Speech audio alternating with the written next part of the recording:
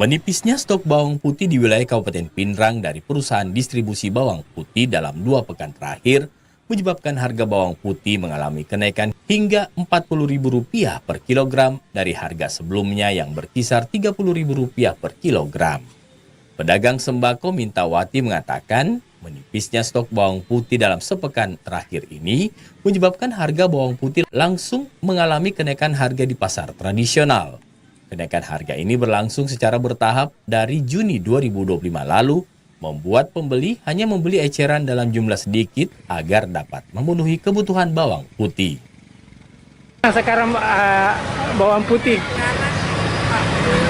40 per kilo. Oh, sebelumnya berapa? Oh, sebelumnya? Iya, Bu ya? Iya. 30 berapa? 30.000 per kilo. Kapan? Sudah berapa hari menaiknya? Hampir 1 bulan naik. Jika komoditas bawang putih terus mengalami kelangkaan di pasar tradisional Kabupaten Pinrang hingga sepekan yang akan datang, maka dipastikan harga bawang putih akan kembali mengalami kenaikan.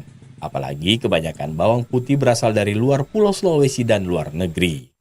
Hal yang sama juga terjadi di sejumlah pasar tradisional di Kabupaten Sidrap dengan kenaikan harga bawang putih dengan kisaran harga Rp40.000 per kilogram dari harga sebelumnya Rp35.000 per kilogramnya.